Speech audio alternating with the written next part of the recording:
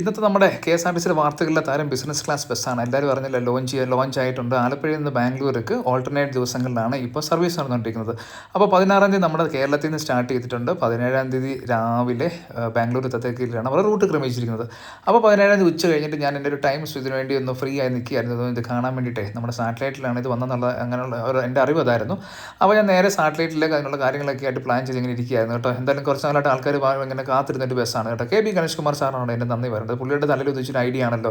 എന്തായാലും ഒരു business class എന്നുള്ള ഒരു RTCയും അവരും ആരും വെക്കാത്തൊരു ബിസിനസ് ഐഡിയ ആയിരുന്നു കേട്ടോ. എന്തായാലും സംഭവം ഇതാണ്. ബസ് നമ്മൾ കാണുന്നതൊന്നുമല്ല കേട്ടോ. അടാറ് ലുക്കാണ്, പ്രൊഫഷണൽ ഒരു ടച്ച് ആ ബസ് കാണുമ്പോൾ തന്നെ നമുക്ക് തോന്നിപ്പോകും കേട്ടോ. അപ്പോൾ അതിൻ്റെ വിശേഷങ്ങളൊക്കെയാണ് നമ്മുടെ ഈ വീഡിയോയിൽ. ഞാൻ നേരത്തെ പറഞ്ഞ പോലെ സാറ്റലൈറ്റിലാണ് ഇത് വണ്ടി വരുന്നത് എന്നുള്ളതാണ് എൻ്റെ ഒരു അറിവ്. അപ്പോൾ ഞാൻ സാറ്റലൈറ്റ് ബസ് സ്റ്റാൻഡ് വന്നപ്പോഴത്തേക്കും പാർക്കിംഗ് നോക്കിയപ്പോൾ ഒരു ഒറ്റ വണ്ടിയില്ല, പ്രത്യേകിച്ച് നമ്മുടെ ബിസിനസ് ക്ലാസ് വണ്ടി. ആകെപ്പാടെ ഞെട്ടിപ്പോയി. നേരെയും തിരിഞ്ഞും പറഞ്ഞും ഒക്കെ നോക്കിയപ്പോഴത്തേക്കിനും ദേ കിടക്കുന്നുണ്ട് ഒരു ഡീലക്സ് ബസ് കിടപ്പുണ്ട്, നമ്മുടെ ഇവിടെ കാസർഗോഡ് പോണത്. പിന്നെ തിരുവനന്തപുരം പോകുന്ന ഒരു ഹൈബ്രിഡ് ബസ് കിടപ്പുണ്ട്. പിന്നെ നമ്മുടെ വേറൊരു വോൾവോ ബസ് കിടപ്പുണ്ട്. അങ്ങനെ നോക്കുന്നു, പക്ഷേ ഡീലക്സ് ബസ് കിടപ്പുണ്ട്. നമ്മുടെ ഐറ്റത്തിൻ്റെ മാത്രം കണ്ടില്ല. എന്നാൽ കുറച്ചും കൂടെ സാറ്റലൈറ്റ് ബസ് സ്റ്റാൻഡിൻ്റെ ഇച്ചിരി ഫ്രണ്ടിലോട്ട് വരാൻ നേരത്ത് എനിക്ക് അവിടെ ഒരു പാർക്കിങ്ങിനകത്ത് ഒരു നീല കളർ കണ്ടു കേട്ടോ, ഒരു നീല കളർ. അപ്പോഴത്തേക്കിനും എനിക്ക് സംഭവം മനസ്സിലായതേ കിടക്കണം നമ്മുടെ ഐറ്റം ഒന്ന്. SS എന്ന് മാത്രം കാണുന്നുണ്ടോ, ലാസ്റ്റ് ബിസിനസ് ക്ലാസ്സിൻ്റെ SS ആണ് അവിടെ കാണുന്നത് കേട്ടോ. അപ്പോൾ ആശ്വാസം, ഇവിടം വരെ വന്നത് വെറുതെ ആയില്ലല്ലോ എന്നുള്ള ധാരണ കേട്ടോ. നേരെ പിന്നെ എത്രയും പെട്ടെന്ന് ബസ്സിൻ്റെ അടുത്തോട്ട് ചെല്ലുകയല്ലേ എന്നുള്ളൂ. വണ്ടികളൊക്കെ തുരുതുരെ വരുന്നുണ്ടെങ്കിൽ ഞാൻ ഓടിച്ചാടി അവിടെ എത്തി ബിസിനസ് ക്ലാസ്സിൻ്റെ കേട്ടോ. ആദ്യം പുള്ളിയുടെ പുറവശമാണ് കാണുന്നത്, ഫ്രണ്ടാണെന്ന് കാണാൻ ആഗ്രഹിച്ചിട്ട് നടന്നില്ല. നോക്കി 2 ബസ്സിൻ്റെ ഇടയ്ക്കിട്ട് ഇവരിങ്ങനെ പാർക്ക് ചെയ്തേക്കാണ് കേട്ടോ. സാറ്റലൈറ്റിൽ ഇപ്പോൾ പാർക്കിങ്ങിന് ഒരുപാട് പ്രശ്നങ്ങളുണ്ട്. കാര്യം ഒരുപാട് RTCകൾക്ക് ഒരുപാട് വണ്ടികളൊക്കെ വരുമ്പോൾ കേരളത്തിനുള്ള സ്പേസ് അലോട്ട് ചെയ്യുന്ന സ്പേസും കുറവാണല്ലോ. അതേ നോക്കിയേ, KSRTCയുടെ 9600B8R എന്നുള്ള മോഡലിലുള്ള വണ്ടിയാണ് കിടക്കുന്നത് കേട്ടോ.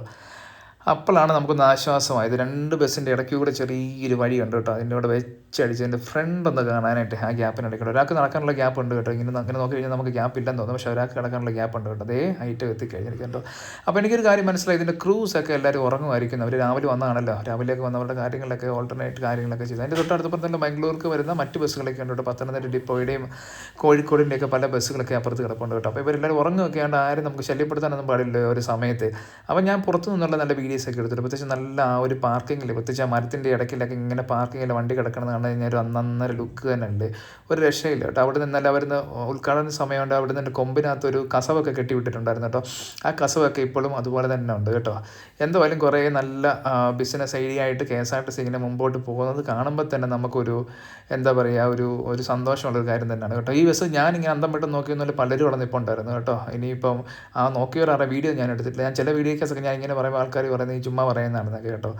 ഞാൻ നേരത്തെ പറഞ്ഞ പോലെ കോഴിക്കോടിൻ്റെ ഒക്കെ ഡിപ്പോയുടെ അടുത്ത ഗരുഡ പ്രീമിയം ബസ്സുകളൊക്കെ അതിൻ്റെ തൊട്ട് അപ്പുറത്ത് കണ്ടോ, അവന്മാരിങ്ങനെ കൊച്ചു വർത്താനൊക്കെ പറഞ്ഞ് ഇങ്ങനെ ഇരിക്കുകയാണ്. പിന്നെ ഞാൻ കുറച്ച് നേരം വെയിറ്റ് ചെയ്തു. എന്തിനാണെന്ന് വെച്ച് കഴിഞ്ഞാൽ ഈ ഡ്രൈവർമാരൊക്കെ ഒന്ന് എഴുന്നേറ്റ് അവരവരുടെ വണ്ടി പോകാനുള്ള തയ്യാറെടുപ്പുകളൊക്കെ നടക്കുന്ന ആ ഒരു സമയത്തേക്കിന്. ആ സമയത്ത് ഞാൻ സാറ്റലൈറ്റ് ബസ് സ്റ്റാൻഡിലെ മറ്റ് കാഴ്ചകളിലൊക്കെ ആയിട്ട് പതുക്കെ മടങ്ങി കേട്ടോ. പിന്നെ ഇവർ വണ്ടി ഇവിടുന്ന് 8 മണിക്ക് എടുക്കുന്നറിയാം. അപ്പോൾ ഏകദേശം ഒരു 6:30 ആകുമ്പോഴേ ഉള്ളൂ. പിന്നെ പതുക്കെ വണ്ടിയുടെ ഡ്രൈവർമാർ വരികയും പിന്നെ അവരതിനുള്ള ക്രമീകരണമൊക്കെ നടത്തുകയൊക്കെ ചെയ്യുന്നു കേട്ടോ. വണ്ടിയുടെയൊക്കെ ഒരു കണ്ണാടിയൊക്കെ ഒരു ഇതൊക്കെ ലൈറ്റൊക്കെ ഒന്ന് കാണണം കേട്ടോ. ഒരു രക്ഷയില്ല. ഇതിനൊക്കെ ലക്ഷങ്ങൾ വിലയുള്ള സാധനമായിരിക്കില്ല എന്തായാലും. ഓൾവേഡ് ബസ് തന്നെ അല്ലേ. നോക്കിയാൽ KL 15A 3149 എന്നുള്ള ഇതിലാണ് രജിസ്റ്റർ അയക്കുന്നത് കേട്ടോ. നോക്കിയാൽ KSRTC ഗവൺമെൻറ് ഓഫ് കേരളം എന്നാണ് ഇട്ടേക്കുന്നത് കേട്ടോ. ഗവൺമെൻറ് ഓഫ് കേരള എന്നല്ല, നമുക്കെല്ലാവർക്കും അറിയാമല്ലോ കേരളം എന്നുള്ള ഔദ്യോഗിക നാമമായിട്ട് നമ്മുടെ എല്ലാ രീതിയിലും മാറിക്കഴിഞ്ഞിരിക്കുന്നത്. നേരത്തെ കേരള എന്നായിരുന്നല്ലോ. ഇനിയുള്ള ഒരു ബസ്സിനകത്ത് നമുക്കത് കാണാൻ പറ്റില്ല കേട്ടോ. പിന്നെ അവർ പോകുന്നതിന് മുമ്പോടിയായിട്ട് അങ്ങോട്ടും ഇങ്ങോട്ടും മാറ്റിയിടലും അങ്ങനെയുള്ള പരിപാടികളിലൊക്കെ ആയിട്ട് 2 പേരും ഉണ്ടായിരുന്നു കേട്ടോ, ഡ്രൈവർമാർ 2 പേരും. അതിനകത്ത് 2 പേരുടെ പേരെടുത്ത് പറയേണ്ടതുണ്ട് കേട്ടോ. ഒരാളുടെ പേര് രഞ്ജിത്ത്, ഒരാളുടെ പേര് അനീഷ് കേട്ടോ. ഇവർ 2 പേരുമാണ് ഈ വണ്ടിയുടെ സാരഥിമാർ. അത് മാത്രമല്ല KSRTCയുടെ ഒരു ഒഫീഷ്യലിനെയും കൂടെ ഞാൻ ആ വീഡിയോയ്ക്ക് ആ ഒരു ബസ്സിനകത്ത് കണ്ടായിരുന്നു കേട്ടോ. അവർക്ക് ഒരു പ്രത്യേകിച്ച് ഇതൊരു പ്രീമിയം സർവീസ് അല്ലേ, അപ്പം അതിൻ്റെ ഹെഡ് ഓഫീസിൽ നിന്ന് കൺട്രോൾ റൂമിൽ നിന്നൊക്കെ ഇതിന് വേണ്ടി അയച്ചേക്കുന്നതാണ് കേട്ടോ. അവിടെ ചെന്ന് കഴിഞ്ഞപ്പോഴത്തേക്ക് എനിക്ക് ഏറ്റവും കൂടുതൽ സന്തോഷം തോന്നിയൊരു കാര്യം എന്നാണെന്ന് വെച്ച് കഴിഞ്ഞാൽ ഈ വണ്ടി ഏൽപ്പിച്ചേക്കുന്നത് അർഹതപ്പെട്ട 2 കരങ്ങളിലേക്കാണെന്നുള്ളതാണ് കേട്ടോ. ഞങ്ങൾ ചെല്ലുന്ന സമയത്ത് അവരത് കഴുകുമായിരുന്നു വണ്ടി കേട്ടോ. അതിനുവേണ്ടിയുള്ള എക്യുപ്മെൻറ്റ്സ് എല്ലാം അവരുടെ കയ്യിലുണ്ട് കേട്ടോ. വണ്ടിയുടെ നമ്മൾ നടന്നു പോകുന്ന സ്റ്റെപ്പ് വരെ അവരത് കഴുകി വൃത്തിയാക്കുന്നു എന്നുള്ളൊരു കാര്യം കാണുമ്പോൾ ഉണ്ടല്ലോ, ഞാൻ നേരത്തെ പറഞ്ഞല്ലോ, അതൊരു അർഹതപ്പെട്ട കൈകളിലേക്ക് തന്നെയാണ് എത്തിയിരിക്കുന്നത് കേട്ടോ. ഇവരെ പോലുള്ള ആൾക്കാർ തന്നെയാണ് KSRTCക്ക് ആവശ്യമുള്ളത്. ശരിക്കും അതൊന്നും ഒരു ആവശ്യമില്ലാത്ത കാര്യമായിട്ട് മറ്റു പലർക്കും തോന്നും. പക്ഷേ അവരുടെ തൊഴിലിനോടുള്ള ആ ഒരു ആത്മാർത്ഥതയും അവരെ ഏൽപ്പിച്ചിരിക്കുന്ന ആ ജോലി കണ്ടല്ലോ, അവർ നല്ല വൃത്തിയായിട്ടാണ് അവർ ചെയ്യുന്നത് കേട്ടോ. അത് കണ്ടപ്പോൾ ആ ഒരു വീഡിയോ ഞാൻ അവരോട് തന്നെ ചോദിച്ചു, ഞാൻ എടുത്തോട്ടെ എന്ന് ചോദിച്ചാൽ ഈ വീഡിയോ എടുത്തിട്ട് ഇത് നമ്മൾ രണ്ടുപേരോട് അറിയിക്കാനും കൂടെ തന്നെയാണ് കേട്ടോ അങ്ങനെ ഒരു കാര്യം ഞാൻ ചെയ്തത്. കാര്യം എന്താണെന്ന് വെച്ച് കഴിഞ്ഞാൽ ഇങ്ങനെയൊക്കെയുള്ള ആൾക്കാരാണല്ലോ നമ്മുടെ ഒരു KSRTCക്ക് വേണ്ടത്. ഇപ്പോഴത്തെ KSRTC ഇങ്ങനെ പൊട്ടിപ്പാളീസായിരിക്കുന്നതിൻ്റെ അവസ്ഥ ഇതിന് മുമ്പ് ചെയ്തവർ ഇന്ന് പെൻഷൻ മേടിച്ചിരിക്കുന്ന ഭൂരിഭാഗം പേര് അവരുടെ പണി കൃത്യമായിട്ട് ചെയ്തിരുന്നെങ്കിൽ ഒരുപക്ഷെ KSRTC ഇന്ന് ഈ ചക്രശ്വാസം വലിക്കത്തില്ലായിരുന്നു കേട്ടോ. അതിൽ നിന്നൊക്കെ അതുകൊണ്ടൊക്കെ ആയിരിക്കണം നമ്മുടെ സുശീൽ ഖന്ന റിപ്പോർട്ട് പ്രകാരം KSRTCയിൽ പുതിയൊരു കമ്പനി ഉണ്ടാക്കണമെന്നും അതിലേക്ക് എംപ്ലോയീസിനെ എടുക്കണമെന്നും അങ്ങനെയുള്ള കാര്യത്തിൽ ഓപ്പറേറ്റ് ചെയ്ത് കടം കുറച്ച് കൊണ്ടുവരണമെന്നൊക്കെ അതുകൊണ്ടായിരിക്കണം സുശീൽ ഖന്ന സാറിൻ്റെ ഒരു റിപ്പോർട്ടിനകത്ത് ഇങ്ങനെ വന്നതുകൊണ്ടായിരിക്കും സർക്കാർ ഇങ്ങനെ ഒരു കാര്യങ്ങളൊക്കെ ചെയ്തത്. എന്തായിരുന്നാലും ഈ ഒരു കാര്യത്തിനുള്ള ഈ വണ്ടിയുടെ ടു ഇസഡ് കാര്യങ്ങൾ ഇവർ ക്ലീൻ ചെയ്യുന്നുണ്ടെന്നുള്ളതാണ്. നോക്കിയേ, നമ്മൾക്കൊക്കെ തോന്നിപ്പോൾ ഇതിൻ്റെയൊക്കെ ആവശ്യമുണ്ടോ എന്ന് പുറത്ത് നിന്നവരൊക്കെ ചിന്തിച്ചെങ്കിലും ഞാൻ നേരത്തെ പറഞ്ഞല്ലേ അവരുടെ ആ തൊഴിലിനോടുള്ള ആത്മാർത്ഥതയാണ് നമുക്കിവിടെ കാണാൻ പറ്റുന്നുണ്ട്. ഈ വീഡിയോയിലൊക്കെ ഞാൻ അവരുടെ പെർമിഷൻ ചോദിച്ചിട്ടാണ് ഞാൻ എടുത്തത് കേട്ടോ. നമ്മൾ പെട്ടെന്ന് അങ്ങോട്ട് പോയി നിന്ന് എടുത്ത വീഡിയോ ഒന്നുമല്ല, അവർക്കും കൂടെ കംഫർട്ട് ആകണമല്ലോ ഇങ്ങനെ ഒരു വീഡിയോ ഒക്കെ എടുക്കുമ്പോൾ, പ്രത്യേകിച്ച് ഇങ്ങനെയുള്ള കാര്യങ്ങളൊക്കെ ചെയ്യുമ്പോൾ. വണ്ടിയുടെ അകത്ത് നോക്കിയാൽ ഇവിടെയാണ് സീറ്റ് കേട്ടോ. ഈ സീറ്റിനകത്തോട്ട് നോക്കിക്കഴിഞ്ഞാൽ ഒരു വോൾവോയുടെ നമ്മുടെ ഒരു കോക്പിറ്റിനകത്ത് കയറിയിരിക്കുന്നത് പോലെ ഈ നമ്മുടെ ഇതിൻ്റെയോ വിമാനത്തിൻ്റെയൊക്കെ കോക്പിറ്റൊക്കെ നമ്മൾ കാണാറില്ലേ, അങ്ങനത്തേക്ക് ഒരു സംഭവമാണ് കേട്ടോ. ഇത് വോൾവോയുടെ മാനുവൽ ഗിയർ സിസ്റ്റം ഉള്ള വണ്ടിയാണ് കേട്ടോ. ഇത് ഓട്ടോമാറ്റിക് ഒന്നുമല്ല. 9600 അത് ഓട്ടോമാറ്റിക് ഉണ്ടോ ഇല്ലെന്ന് എനിക്കറിയത്തില്ല, ഞാനത് കണ്ടിട്ടില്ല. പക്ഷേ എന്തായാലും ഇത് മാനുവൽ ഗിയർ ഷിഫ്റ്റിംഗ് ആണ് കേട്ടോ. ബസ്സിനകത്ത് ഇന്നലെ ഉദ്ഘാടനം ചെയ്ത് വിട്ടതിൻ്റെ എല്ലാം നമുക്ക് കാണാനുണ്ട്. അതിനകത്ത് ചെയ്തിട്ടുള്ള ബലൂണും കാര്യങ്ങളൊക്കെ ഇപ്പോഴും അതുപോലെ തന്നെ ഉണ്ട് കേട്ടോ. സീറ്റും കാര്യങ്ങളൊക്കെ ശരിക്കും ഇതൊരു പ്രീമിയം പ്രീമിയം ഒന്നും കൂടെ പറയാൻ പറ്റില്ല, ബിസിനസ് ക്ലാസ് ആണ്. അറിയില്ല, ഫ്ലൈറ്റിൽ അതൊക്കെ പോകുമ്പോൾ ബിസിനസ് ക്ലാസ് എന്ന് പറഞ്ഞാൽ അതിന് എത്രത്തോളം ഉണ്ടെന്നുള്ളത് അല്ലേ, ആ ഒരു ഫെസിലിറ്റിയാണ് കേട്ടോ ഒരു റോഡിൽ നമുക്ക് കിട്ടുക എന്ന് പറഞ്ഞു കഴിഞ്ഞാൽ.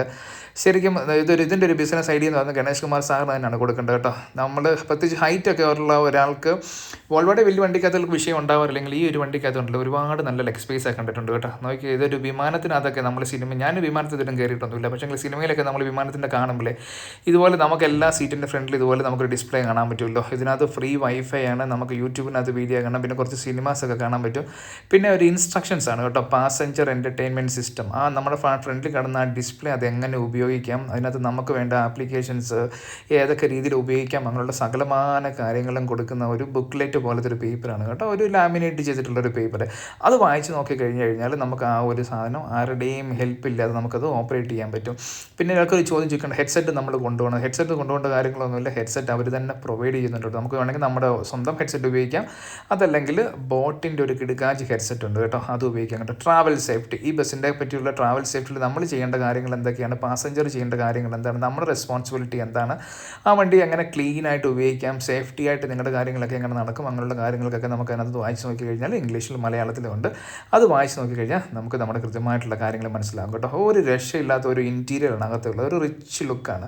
ഞാൻ പറഞ്ഞു ലെഗ് സ്പേസിൻ്റെ കാര്യം, ലെഗ് സ്പേസിനകത്ത് നമുക്ക് അവിടെ നല്ലൊരു ലെഗ് സ്പേസ് തന്നെ ഉണ്ട് കേട്ടോ. നമുക്ക് ഒരാൾ ഇങ്ങോട്ട് സീറ്റ് ഇങ്ങോട്ട് വലിച്ച് പുഷ് ബാക്ക് ഇട്ടെന്ന് പറഞ്ഞാൽ പോലും നമുക്ക് ഉണ്ട്. പിന്നെ അത് നല്ല റെസ്റ്റിനെടുക്കാനുള്ളത് എല്ലാ സാധനങ്ങളും അങ്ങനെ ഉണ്ട്. പുഷ് ബാക്ക് സീറ്റ്, എല്ലാ രീതിയിലും നമുക്ക് എൻജോയ് ചെയ്യാൻ പറ്റുന്ന ഒരു ട്രാവൽ തന്നെ ആയിരിക്കും കേട്ടോ.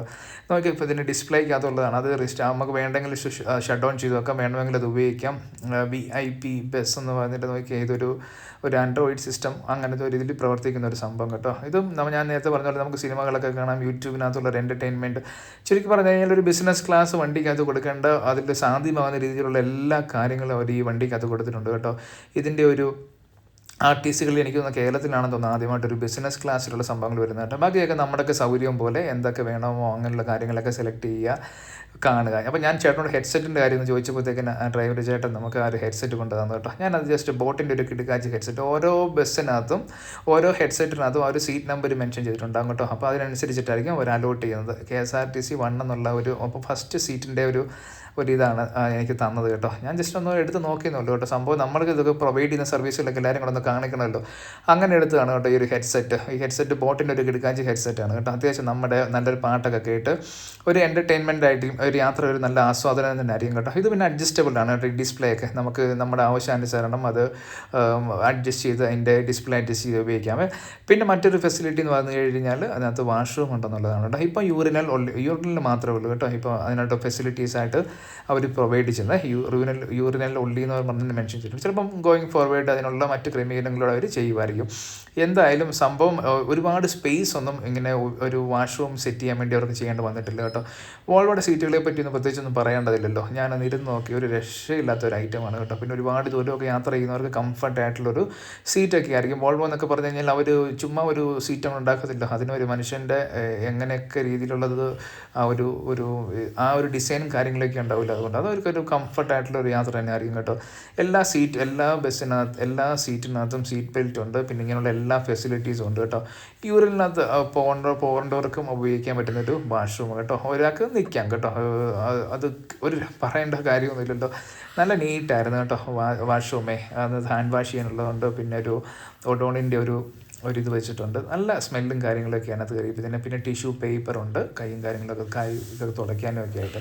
പിന്നെ പ്രത്യേകിച്ച് പറയുന്നുണ്ട് സാനിറ്ററി നാപ്കിൻസോ ടിഷ്യൂസ് ഒന്നും അതിനകത്ത് ഇട്ട് അത് ബ്ലോക്ക് ചെയ്യില്ലെന്നുള്ളൊരു കാര്യം പ്രത്യേകം പറയുന്നുണ്ട് കേട്ടോ. സാധാരണ ആൾക്കാർക്കൊന്നും ശ്രദ്ധിക്കാത്ത കാര്യങ്ങൾ. അവനവൻ്റെ കാര്യം കഴിഞ്ഞ് കഴിഞ്ഞാൽ അതെടുത്ത് അതിനകത്തിട്ട് ഫ്ലഷ് ചെയ്യുക അങ്ങനെയൊക്കെ ചെയ്ത് അതിനെ നശിപ്പിക്കുക എന്നുള്ളത് മൊത്തത്തിൽ പലയിടത്തുമൊക്കെ അങ്ങനെ ഒരു കംപ്ലയിൻറ്റ് കേട്ടിട്ടുണ്ട് കേട്ടോ. ഇതൊക്കെയാണ് ബസ്സിനകത്തെ കുറച്ച് കാഴ്ചകളെ. ഞാൻ ആ കയറിയ സമയത്ത് പിന്നെ മാക്സിമം അവർ ഈ വണ്ടിയുടെ ക്ലീനിങ്ങും പരിപാടിയൊക്കെ ഇട്ടിരിക്കുക. അപ്പോൾ അവരെ മാക്സിമം ബുദ്ധിമുട്ടിക്കാതെ തന്നെ ഒരു സൈഡിൽ കൂടെ തന്നെ നമ്മളിത് ചെയ്യുമായിരുന്നു കേട്ടോ. 2 TV തന്നെ അതിനകത്തുണ്ട്. ശ്രദ്ധിച്ചൊക്കെ നടന്നിട്ടില്ലെങ്കിൽ ഹൈറ്റുള്ളവരൊക്കെ ആണെങ്കിൽ തല മുട്ടാനായിട്ടുള്ളൊരു സാധ്യതയുണ്ട് കേട്ടോ. അപ്പോൾ പിന്നെ ഞാൻ അങ്ങനെയുള്ള ചെറിയ കാഴ്ചകളൊക്കെ ആദ്യം എടുത്ത് നോക്കിയൊരു ഹെലികോപ്റ്ററോ അല്ലെങ്കിൽ ഒരു വിമാനത്തിനകത്ത് നമുക്ക് കയറുന്ന ഒരു എക്സ്പീരിയൻസ് അതിനകത്ത് കയറി കഴിഞ്ഞാൽ അങ്ങനത്തെയാണ്. ഇതൊരു ഫസ്റ്റ് പാർട്ടാണ് ഒരു വീഡിയോയുടെ കേട്ടോ. ഇനി വണ്ടി സ്റ്റാർട്ട് ചെയ്തതിന് മുതൽ കുറച്ച് കാര്യങ്ങളൂടെ കാണിക്കാനുണ്ട് കേട്ടോ. അപ്പം വണ്ടി 8 മണിക്കാണ് സ്റ്റാൻഡിൽ നിന്ന് എടുക്കുന്നത്. അപ്പോൾ അവർ അതിന് വേണ്ടിയുള്ള പ്രിപ്പറേഷനാണ്. അപ്പം മറ്റൊരു വീഡിയോ ആയിട്ട് സെക്കൻഡ് പാർട്ടായിട്ട് ഉടനെ വരാം. Thank you.